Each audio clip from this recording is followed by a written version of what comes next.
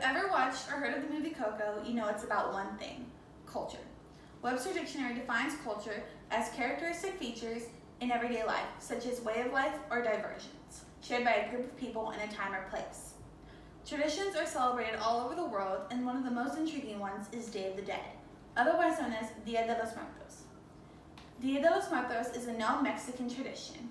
Being Mexican American myself, I have always wanted to go further in depth and find out what it truly symbolizes. As stated before, if you've seen the movie Coco, you know some of the events that take place in the movie.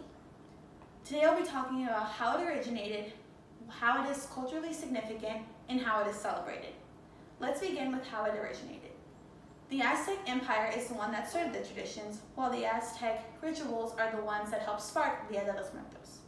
According to the National Geographic, the Aztec Empire was brought to modern-day Mexico and Central America, as well as few Native Americans that were in present-day U.S. also shared these traditions.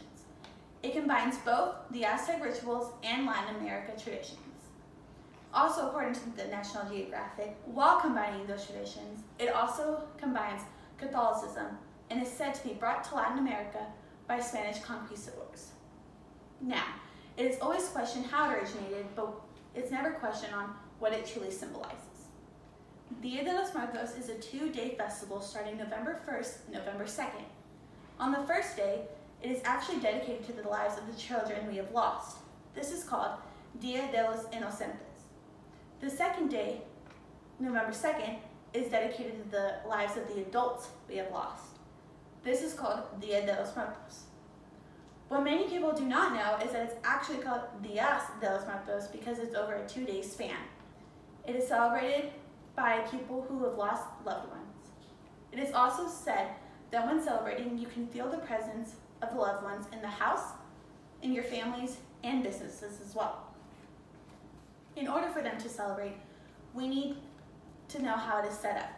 Setting up the ofrenda is one of the biggest traditions in Dia de los Muertos. This is where you set a room dedicated to that and you put up photos and their favorite foods. According to an article by Gianna Franco and Christopher Poor, it is said that altars laden with ofrendas are filled with fruits, bread, Coca-Cola, flowers, candles, saints, crucifixes, and sugar skulls. This is where you put your favorite things and memories about the person on a table and you set up the altar. One of the